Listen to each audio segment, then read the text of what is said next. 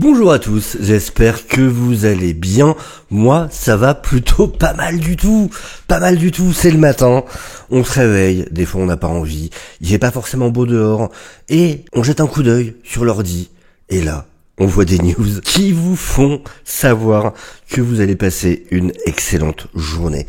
En l'occurrence, effectivement, on a appris aujourd'hui, là, il y a pas longtemps, que Lucasfilm, la boss Kathleen Kennedy, allait prendre sa retraite à la fin de l'année.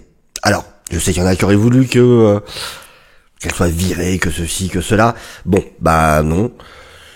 Elle part à la retraite. Tout simplement, mais n'empêche que ça va certainement changer pas mal de choses du côté de Lucasfilm.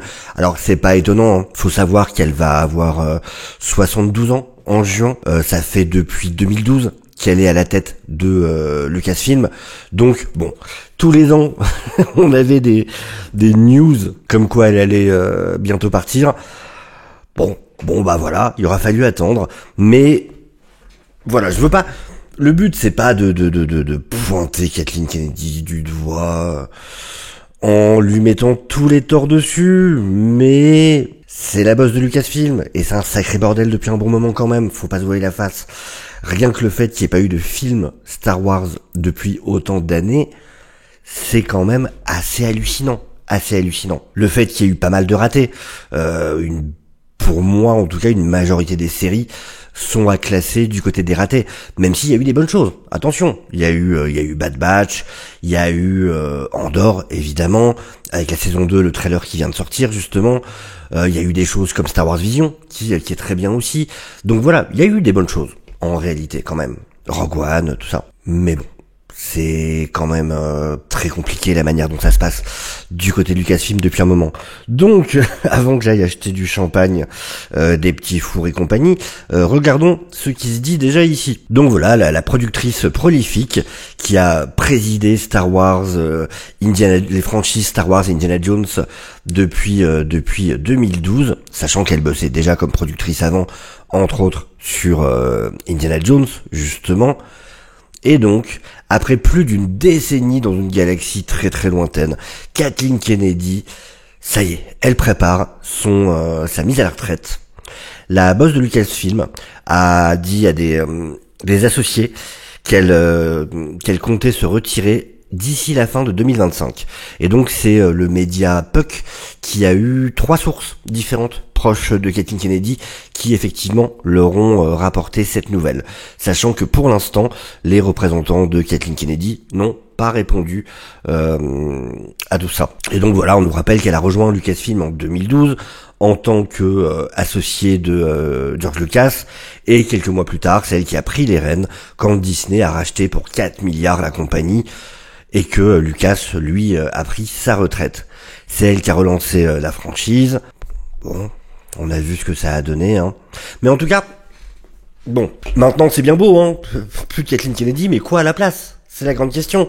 Alors, un truc qui est intéressant, c'est qu'on pouvait quand même s'en douter à cause d'une news. Ceux qui suivent la chaîne, j'en avais parlé au début du mois.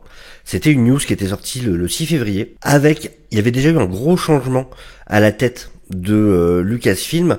En l'occurrence, c'était Rain Roberts, qui était la vice-présidente qui s'occupait de tout ce qui était développement live action, développement alors là ils disent de films, mais je crois que c'était vraiment live action en règle générale, et c'était voilà vraiment une figure centrale de Lucasfilm. Elle était là depuis 2012 elle aussi, et elle a quitté justement Lucasfilm au début d'année. Elle est partie travailler pour Searchlight Pictures, et elle a été remplacée par un certain Derek Hoffman. Qui est Derek Hoffman? Et oui, vous voyez, le poste a changé en fait, c'est ça. C'est qu'elle, c'était développement film, et maintenant on a un vice-président développement. Juste développement. Et en fait, effectivement, il s'occupe de tout ce qui est live action. Ce qui est pas mal qu'on ait quelqu'un pour ça, parce qu'effectivement, il y avait des problèmes. Et donc, Derek Hoffman, c'est quelqu'un qui a travaillé énormément sur la franchise X-Men. Qui a beaucoup travaillé sur les X-Men, on peut le voir, hein. Il était producteur associé sur X-Men Days of Future Past, par exemple. Il a aussi travaillé sur Logan, il a travaillé sur Légion, la série FX, qui est génialissime, regardez-la. Il a travaillé sur The Gifted. Donc voilà, ils ont été chercher quelqu'un qui avait travaillé pas mal du côté de Marvel pour venir justement essayer de réparer un peu les choses.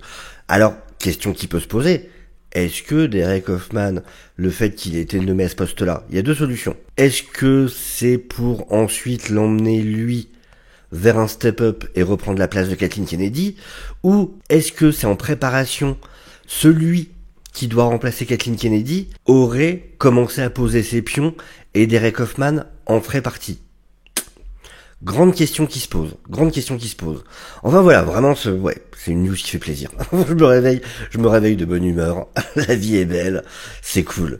Là, je vais commencer à bosser sur une autre vidéo pour aujourd'hui, pour vous résumer toutes les news DC Studios qui sont sorties hier, et il y en a un paquet. Donc je vais essayer de vous faire ça en assez concis, mais en même temps très complet, très clair, et que vous ayez tout en une seule vidéo, voilà, que vous soyez au courant de ce qui se passe de ce côté-là, parce qu'il y a eu pas mal d'annonces hier. Mais je vais le faire avec le sourire, et c'est ça qui compte. Voilà, je veux pas faire la vidéo là trop longue, il n'y a pas besoin, c'est juste histoire d'annoncer la bonne nouvelle. Sur ce, prenez soin de vous, je vous dis à très bientôt. Ciao ciao.